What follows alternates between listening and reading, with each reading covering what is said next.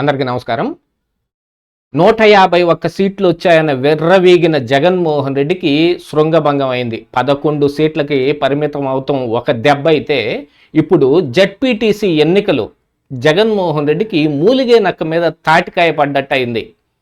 పులివెందుల్లో ఒక జడ్పీటీసీ, ఒంటిమిట్టలో ఒక జడ్పీటీసీ స్థానాలు ఖాళీ అవటం మూలాన ఈ రోజున ఎన్నిక జరిగింది. ఆ ఎన్నికని ఆంధ్ర రాష్ట్రం మొత్తం దాని వైపే చూసే పరిస్థితులు వచ్చాయి. జడ్పీటీసీ ఎన్నికలు అని అంటే అందున ఈ బైపోల్ ఎలక్షన్స్లో మాత్రం దాన్ని పెద్దగా ఎవరు పట్టించుకోరు. కానీ జగన్మోహన్ రెడ్డి చేసిన పనికి గాను ఈ 5 సంవత్సరాల్లో ఆయన చూపించిన దాష్టికానికి, కుప్పంలో మున్సిపాలిటీ కొట్టేసి కుప్పం కొట్టవతల పాడేశాం, ఇక 175కు 175 అని అనుకున్న జగన్మోహన్ రెడ్డికి 11 సీట్ల తరువాత ఇంకేమైనా పుంజుకున్నాడా? కనీసం తన స్థానంలోనైనా తన ప్రభావం ఏమిటనేది చూపించగలుగుతాడా అని ఆంధ్ర రాష్ట్రం మొత్తం నిశితంగా ఈ ఎన్నిక వైపే చూస్తోంది.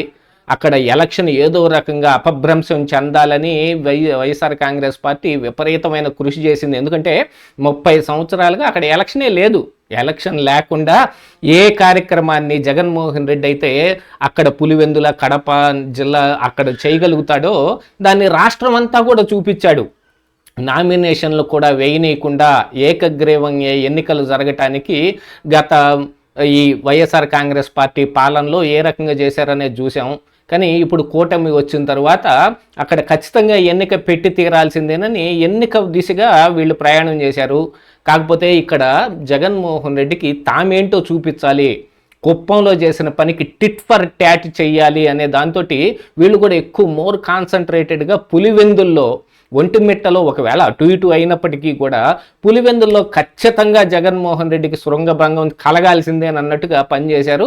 అవినాష్ రెడ్డి దీన్ని ఏదో ఒక రకంగా ఓవర్కమ్ చేయడానికి అనేక రకాలైన ప్రయత్నాలు చేశారు. పొద్దునే పోలీసులు అదుపులోకి తీసుకున్నప్పటికీ కూడా ఆయన పోలీసుల కన్ను గప్పి మళ్ళీ పులివెందుల్లో వచ్చేటప్పటికి మళ్ళీ పోలీసులు ఆ వైఎస్ఆర్ కాంగ్రెస్ పార్టీ ఆఫీస్ చుట్టూతా చేరి ఆయన లోపల నుంచి బయటకు రాకుండా హౌస్ అరెస్ట్ లాగా ఆయన్ని ఆఫీసులోనే కూర్చోబెట్టేశారు.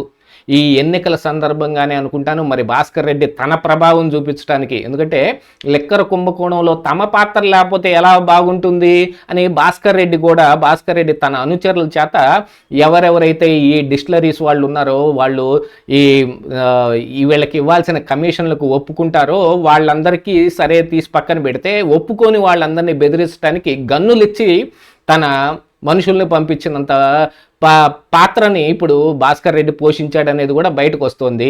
అలాంటి భాస్కర్ రెడ్డి ఇప్పుడు వివేకానంద రెడ్డి హత్య కేసులో ఆయన జైలుకి వెళ్ళి బెయిల్ పైన బయటకు వచ్చి బెయిల్ నిబంధనల ప్రకారంగా ఆయన ఏపీలోకి రావడానికి వీలు లేకుండా ఉన్న పరిస్థితుల్లో జడ్పీటీసీ ఎన్నికలు వస్తే ఏదో రకంగా ఆంధ్రప్రదేశ్ రాష్ట్రం వెళ్ళడానికి ఆయన విపరీతమైన కృషి చేశాడు. అక్కడ కూడా పెద్దగా ఆయనకు అదేమీ సహకరించలేదు.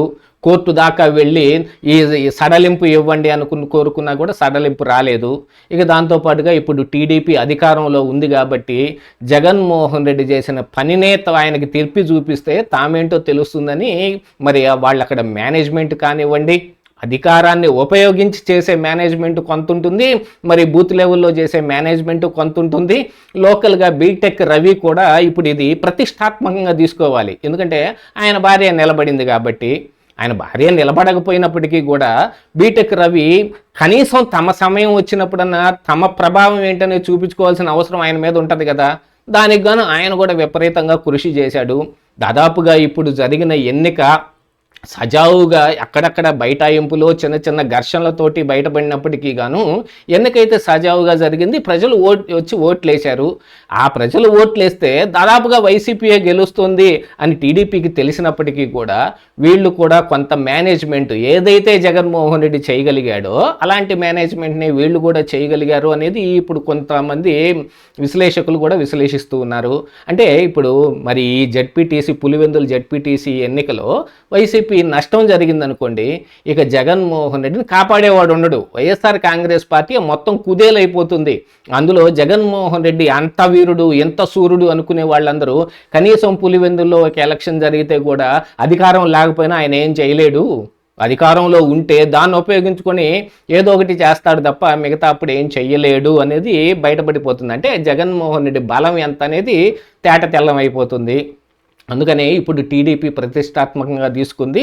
ఆల్మోస్ట్ ఆల్ ఈ జెడ్పీటీసీ టీడీపీయే గెలిచేటట్టుగా కనిపిస్తోంది అనేది ఆఫ్టర్ పోలింగ్ తర్వాత వస్తున్న దీని ప్రకారంగా తెలుస్తుంటే, మరి చివరికి ఏం జరుగుతుంది? టీడీపీయే గెలుస్తుందా లేకపోతే వైసీపీ గెలుస్తుందా అనే దాంట్లో మాత్రం చిన్న సందిగ్ధతే ఉంది. ఎందుకంటే ప్రజలందరూ వైసీపీకి మొగ్గుగా ఉండే ప్రజానీకం అక్కడ ఉంటారు కాబట్టి, మరి టీడీపీ మంత్రాంగం ఎంతవరకు పారింది, నిజంగానే జగన్ని నిలువరింపజేయడానికి వీళ్ళు ఆడిన మంత్రాంగం పారిందా లేదా అనేది ఒక లిట్మస్ టెస్ట్ లాంటిది ఈ జెడ్పీటీసీ ఎన్నిక అనేది మాత్రం ఖచ్చితంగా తెలిసిపోతోంది.